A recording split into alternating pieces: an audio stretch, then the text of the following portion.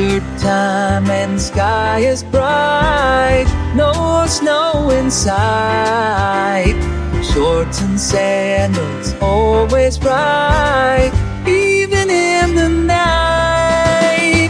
We have a fun in the Christmas sun, palm trees swaying, carol song, friends all together, what we share in the air and in hearts everywhere.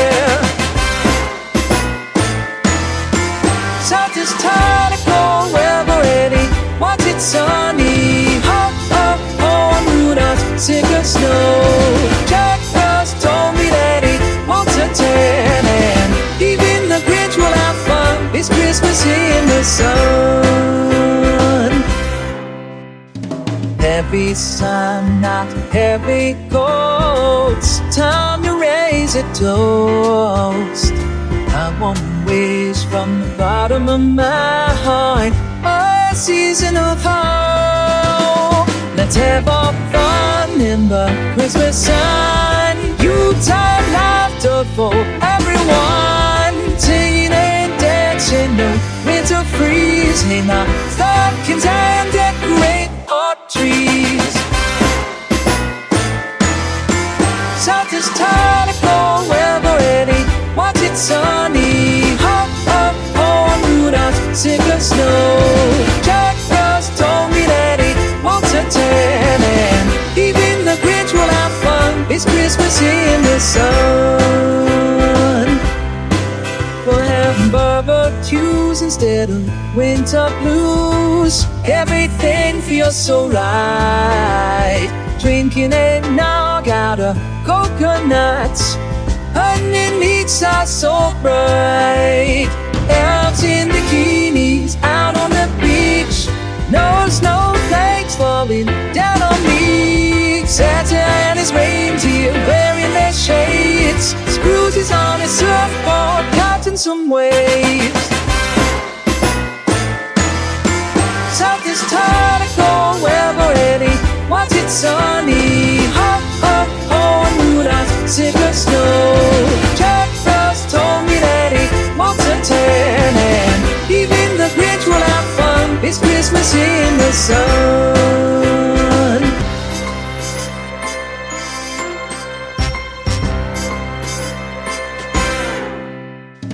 Winter time and sky is bright, no snow in sight.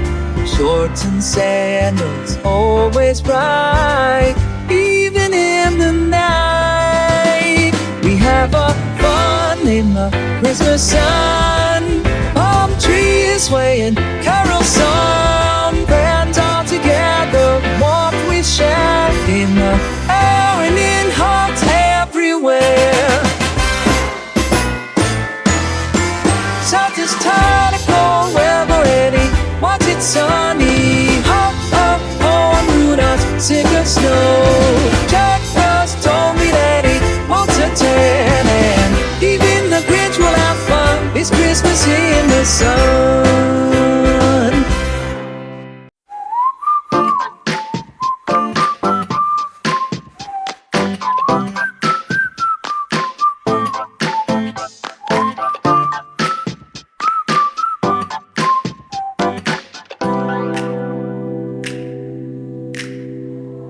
Falling to pieces in my room. Are you coming over? That's cool. I could use a little something to do. We could go outside, take a little ride if you want to. That's cool. I did what I was supposed to. There's nothing left for me to do. So now I'm walking out my head through open windows, 'cause that's what I feel like.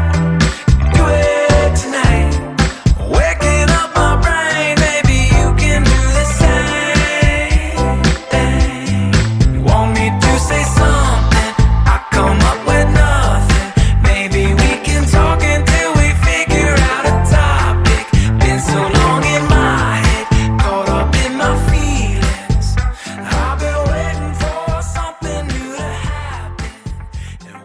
Well, basically, these are the books that I've got. This one I actually spotted by accident, and I actually had one of their books, which is Hunting the Princess, but I did not spot this blue one. I haven't even begun reading this green color one because I feel like it's like the third book or one of the sequel but not the first, so I'm delaying. And then I found one of the series today. It's amazing how branding works because I recognize this part of the series just from like glancing at the cover, and then it's so useful of them. It was so nice of them to just include this one at the back for me to be able to confirm that it's part of the same series. And then this is the one that I'm really excited for. It's by a very old writer, Enid Blyton, and it's about the adventures at Mallory Towers. And I really wanted these series ever since I was young, but I wasn't able to get it anywhere, and I managed to get it for like I think $64 just now.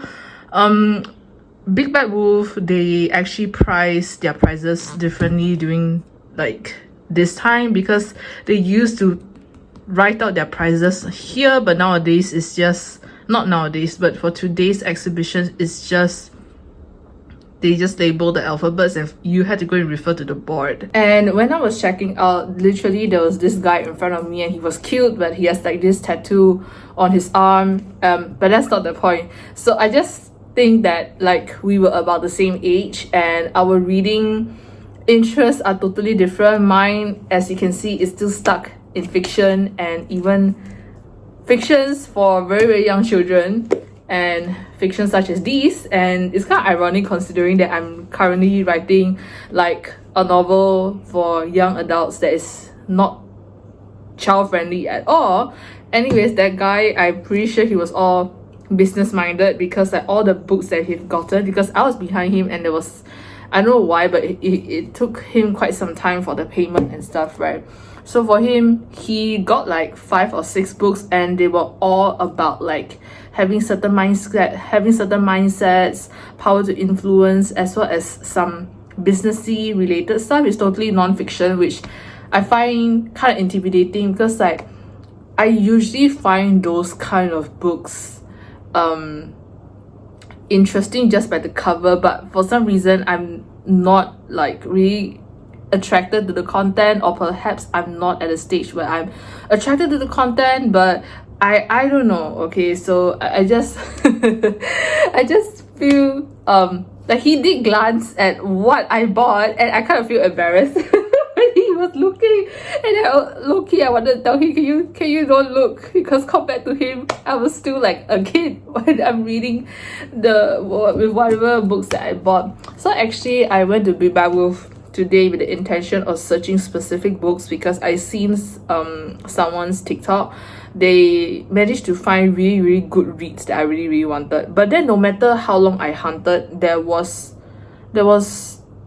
any that I really wanted, so I ended up this I happened to find at the children's section, and I love how they still have the authentic cover instead of like the latest and the new covers. So yeah, I didn't buy a lot because I promised myself that I wasn't going to spend more than 100 for the books, so thank God I kept to that. I think I spent about maybe 70 to 80 for how many books are these?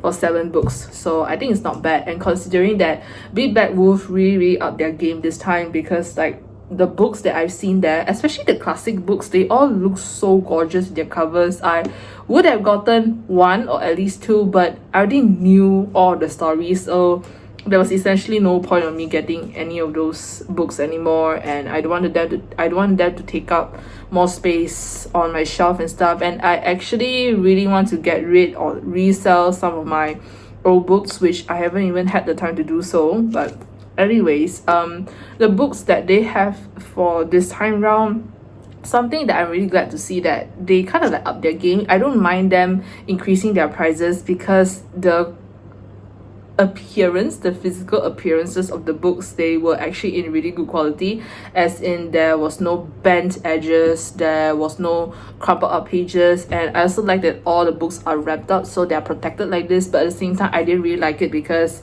there were certain books that I really wanted to see what it looks like inside, like is it full of illustrations or are the fonts too tiny, but I wasn't able to. So that's also part of the reason why I didn't get as many as I wanted. But mainly it's because I had specific books that I was looking for, and I didn't want to buy books that I didn't want to read.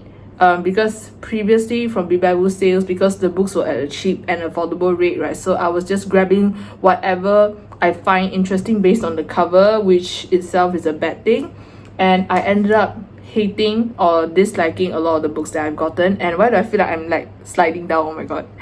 So yeah, I ended up like disliking a lot of the books that I got previously. I actually never finished reading those. So books from bookstores are so expensive because of our currency, but I don't know, there are actually a lot of books that I really wanted to buy, and I just don't want to spend that much on storybooks because I can't afford to spend that much. Like, I love reading stories, but not to that extent, you know. So yeah, I think that I also like that Big Bad Wolf decided to change their location this year to Sunway Pyramid, because in the past they always used to do it at the mines, and I hated going there because like it feels like a secluded area in my opinion, and the place just doesn't look new. It's giving like outdated vibes, you know. So I was really happy that they decided to do it at Sunway Pyramid, because at least the location is presentable and it's really nice to be able to walk on carpet and stuff. And I remember like when I first went to the mines to start getting books from Big Bad Wolf, it's always, whenever I first enter, I always feel tired immediately because of the lighting and the overwhelming number of books that are there. But at Sunway Pyramid, surprisingly, was not that bad. Like, my eyes only felt tired like after I was there for about an hour. I think I spent an hour there, and I honestly thought I was gonna be spending much more time there, but I didn't. So yeah, I think I'm gonna try to read these as soon as possible. I actually want to open them. Okay, let's just open them, because I'm kind of curious to see like what's the font size of Mallory Towers. And honestly, I don't know what to expect from this series at all. I remember Enid Blyton is basically like the first author whose works I was obsessed with since I was a child, because I really like her storytelling in terms of solving mysteries as well as fantasies, characters, fairies and witches and goblins. She was the one who basically introduced me to the fantasy world before J.K. Rowling and Harry Potter. So let's just see. And I also, for some reason, oh my god, I love the Secret 7 Famous 5 series so much, which is partially why I'm so interested in the Mallory Towers. Okay, I'm smelling this new book smell. Oh my god, it's gorgeous. Like I said, I really like how all the original, what the covers look like, are retained. Oh my god, oh my god, oh my god. Okay, I just want to glance at what the font looks like. Oh, okay. I think it's okay. It's about this size. I don't open my books all the way because I don't want to damage the spine, so I usually read it like this. Okay, which like I remember like last night I was trying to get my dad to read Harry Potter, and then I specifically, okay, I don't know why my fringe is not like, or my bangs is not cooperating with me today. You know, this morning I went out, my bangs were like this, but halfway they kind of like started to part halfway, which is fine. But this one is, this part right here, okay, now it's cooperating kind of. I don't know, like I get scared every time I need to trim them. Okay, why do you keep sliding down? Oh my god. So I'm just gonna like read these for tonight, because I actually thought that I was either gonna do work or continue writing my novel, which I had aimed to finish it this year, but now it's already like middle of December and I'm not sure whether I'll actually finish it or not, which I would be disappointed with myself because I actually promised myself that I was going to finish it this year. But I'm meeting my supervisor on Monday for like my thesis, chapters 1 to 3, see whether she has any feedback for me before I can apply for like my proposal defense. So I'm hoping that she has finally read through the whole thing and that she has some good feedback for me. But at the same time, I really hope that I don't need to do a lot of corrections because I don't know what else to correct unless she can give really specific instructions on what to correct. So I'm just hoping for good things, hoping for things to be good for me, because like I remember seeing her like around 2 months ago maybe, and we kind of just went through the entire thing briefly, and there was only like 2 corrections, which was something I was really happy and proud of myself because like not much corrections. But now she's going through the whole thing, and even though I feel like I don't have anything to worry about, but I'm still gonna be worried because that's just the person I am. But there's nothing I can do. I just want to enjoy my weekends. And tomorrow I'm going out with one of my girlfriends. We are gonna go around to explore the area, have lunch, and just go on like a cute little date. And then Monday to Friday, if everything goes well on Monday, my weekdays, the rest of my weekdays will not be me having like a meltdown or being too stressed out. But if it goes smooth, fantastic. I already promised myself that if it goes smooth, I basically have no corrections. I'm just gonna focus on writing my novel until it ends, because at this point it's already around 70%, which I was really happy about because like I already know what the ending that I want to give it. But at the same time, I was also telling myself that if I don't have any corrections, I want to finish up the I have another research paper that I was supposed to do like last month. I aimed for myself to finish it last month, but I ended up like losing interest and not doing that because I really hate reading through literature reviews because I'm such a slow reader, and then the process frustrates me so much because sometimes I can't even finish reading 5 papers a day, which for a person who wants to be quick about everything and anything, it just irritates me to no end. So anyways, I don't want to think so much. I just want to face whatever comes on Monday, and while I'm doing like or trying to settle my PhD and stuff, I will also be working, and then Friday I'm gonna go home and just chill. So yeah, I'm just gonna stop this right now.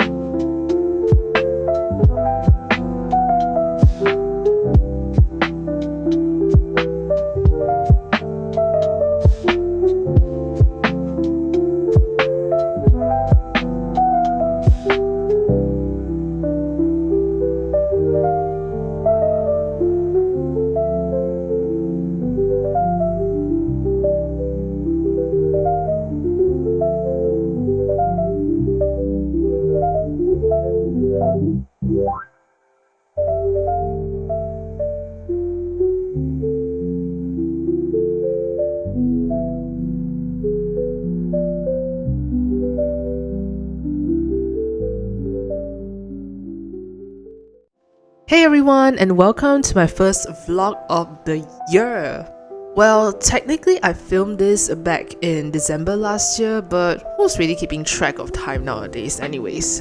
Today I'm taking you through a week of my life as a PhD student, or a PhD research student or candidate, whichever one you want to call it, I don't really care. Sharing how I balance research, work and personal life, and also with some personal reflections of what I've been experiencing for the last few months. So yes, I know, I'm aware that I sound a little bit off today because I'm actually in the process of trying my very best to recover from a flu that I've gotten since like a week and a half ago.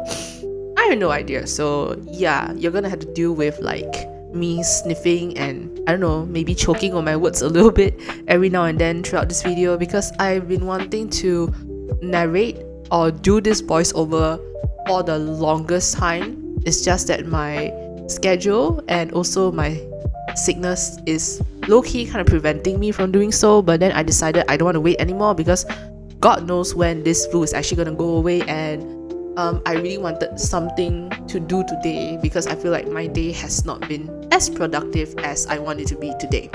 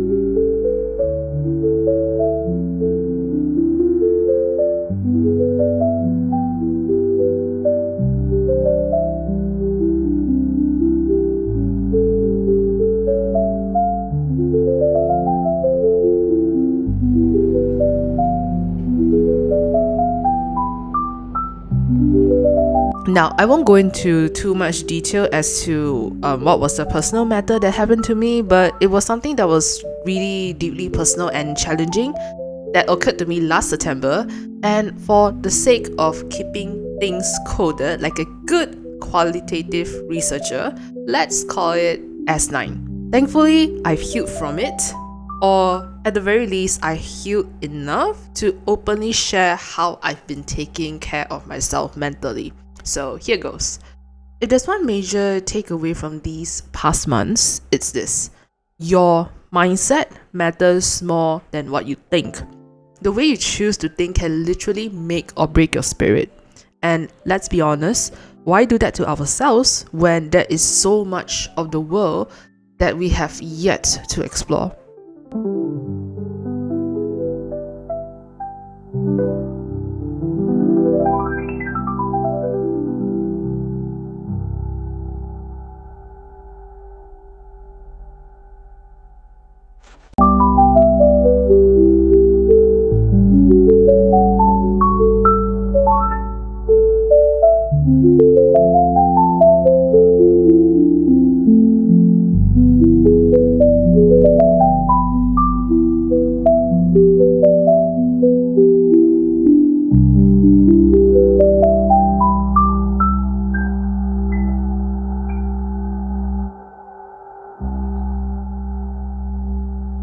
I've never been the type to dwell on things for too long. Partly because I lack the patience to do it, but after S9 happened, I let myself grieve. At the very least, I tried to let myself grieve as often as I can, but you know, it's kind of hard to get myself to focus on grieving, because I'm at the same time I was sad. I wanted to so badly move forward and get over the entire issue. But by the second week, though, my logical brain sat me down in front of a mirror and I told myself that it's time to stop. It wasn't easy. My eyes hurt from all the crying and my heart felt like it has been punctured by endless invisible knives. I was frustrated and I wondered why I was still feeling so sad over something that I had no control over. but I also knew that staying stuck in that sadness wouldn't help me. The best thing I could do for myself was to move forward, and I didn't want to be sad forever. So I made a little conscious choice to just let go and heal. The other part of me thought I should be sad for a little while longer to get the emotions out, but the logical side of me wasn't having it because, like I said earlier, I was afraid that I would just sink further into this abyss of sadness or darkness to the point I shut down.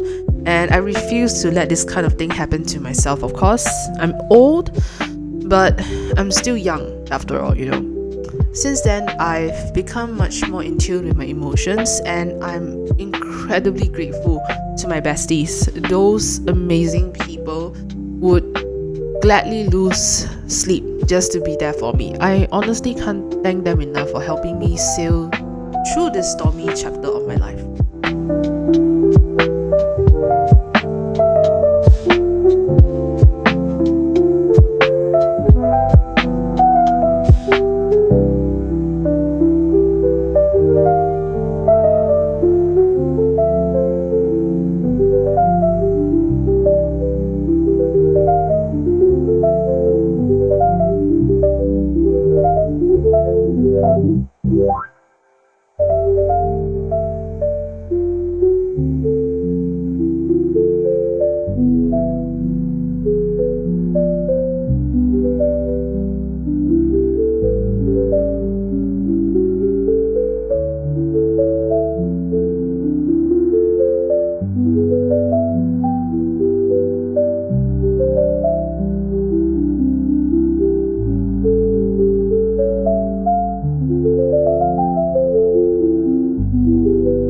I found that talking about my emotions is therapeutic, even relaxing. It allows me to release everything I've bottled up, reflect deeply, and to receive the reassurance I sometimes needed. The old me would have insisted on keeping everything inside, pretending to be fine just to carry on with life as usual, but this time I chose differently, and I'm really glad that I did. And there is a quote that I came across on social media that really stuck with me. What you're not changing, you're choosing. I'm sure you heard this before. Although this quote was short and simple, but it made me reflect on so many things about my own life. Like, what parts of my life have I been settling for instead of actively changing? I realized that I've been stuck in the same routine for as long as I can remember. And honestly, I'm bored. I'm not happy anymore, and I needed the endorphins if I was going to get through at least another 5 or 6 more decades of life.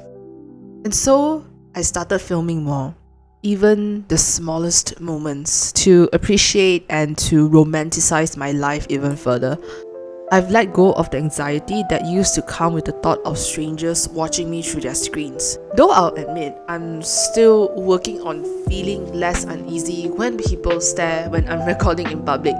I'm not sure whether I am completely comfortable sharing about my life online, but at the same time, I know it's something that I really want to do, and maybe the coder who is 40 or 50 or 60 years old is going to appreciate what I've been doing now.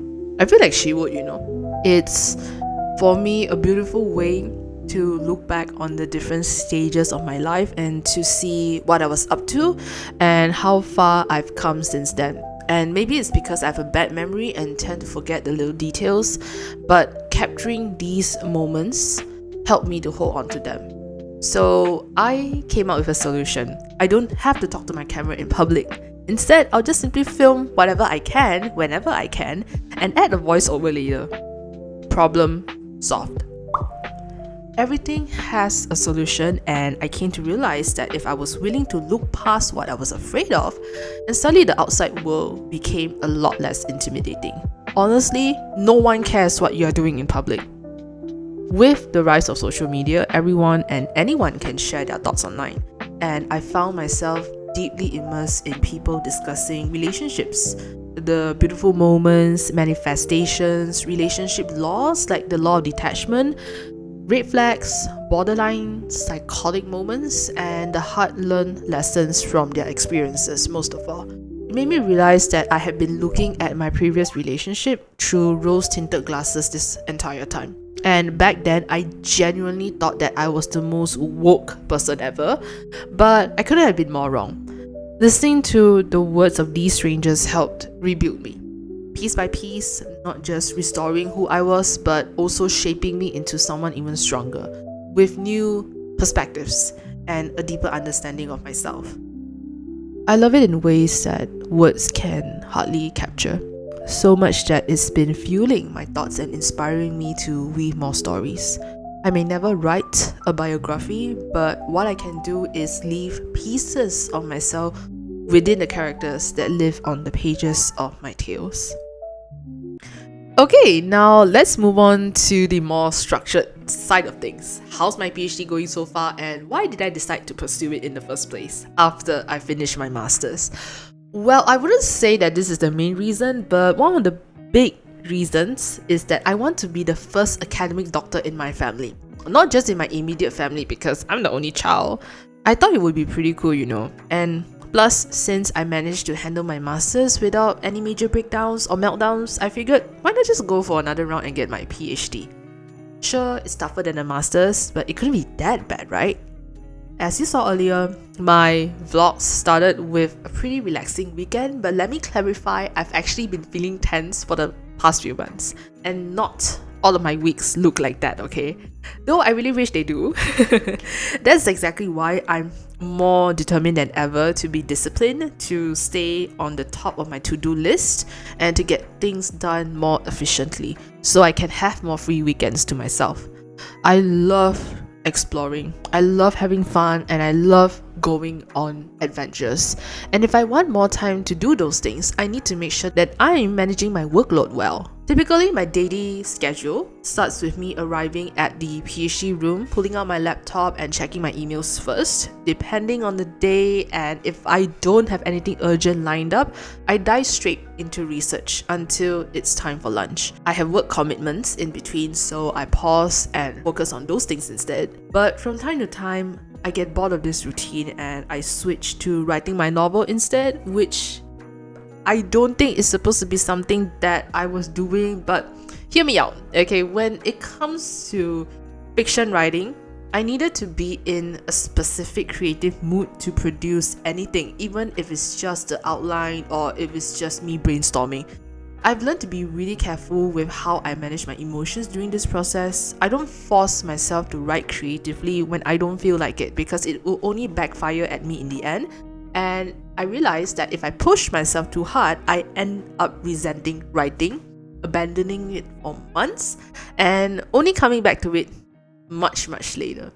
And instead, I found that writing only when I feel inspired to do so keeps the excitement alive, and it helps me to complete my chapters quicker. I used to believe that even when I had writer's block, I had to force myself to write for at least an hour a day if I ever want to finish my book on time, or at all. But now I realize that this is the method that is suitable for me, and this is the more flexible approach, so I'm sticking to it, for now.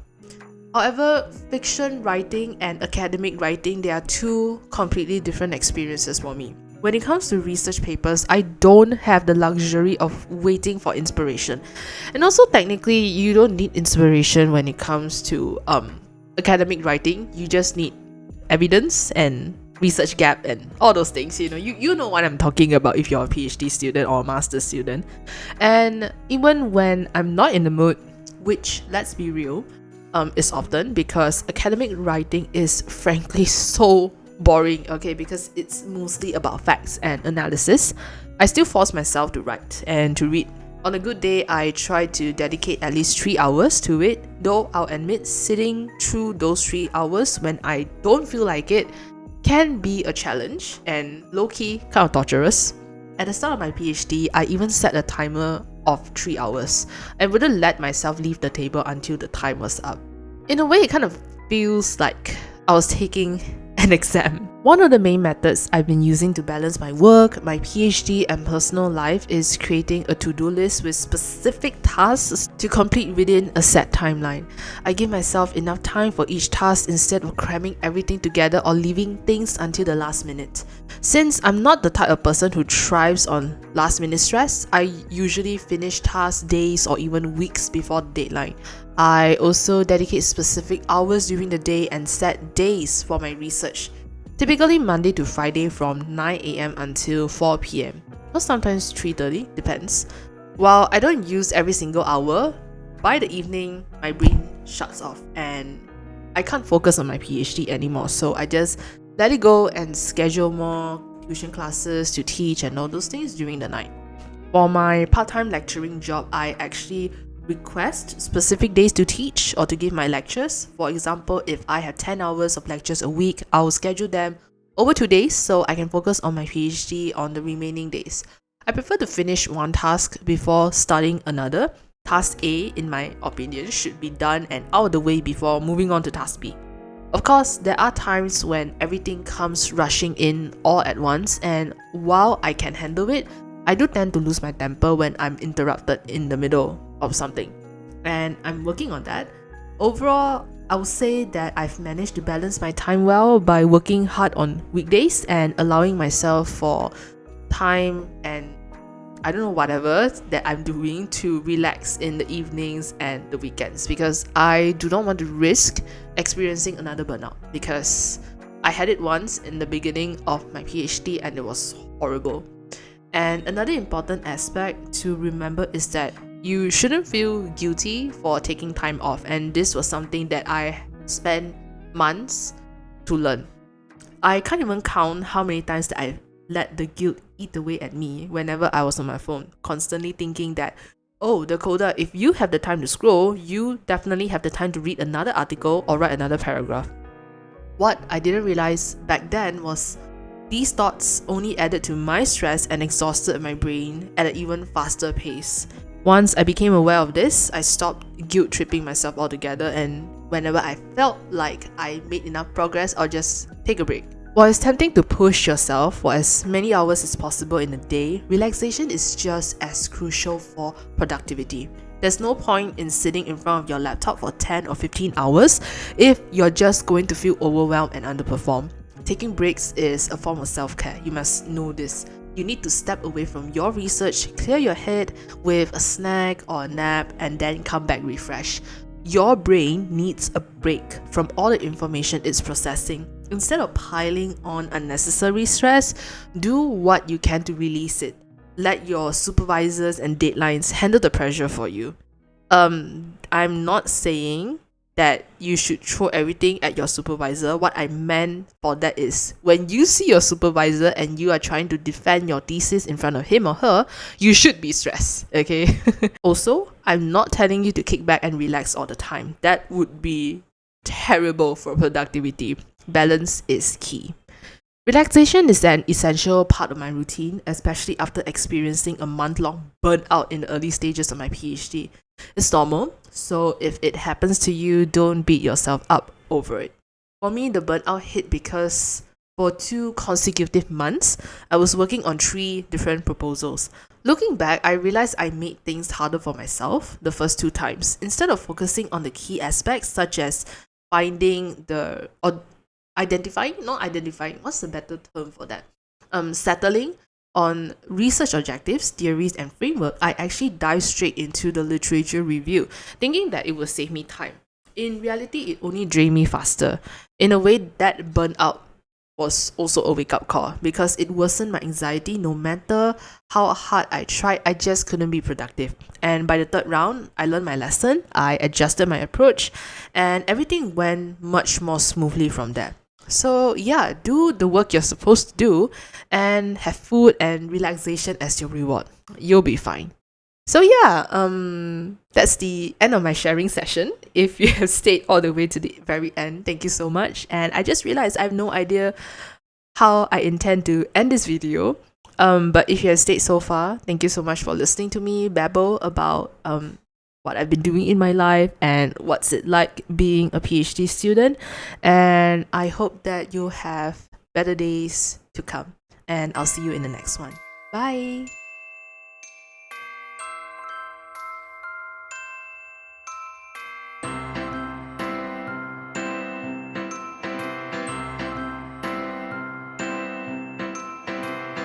Everybody knows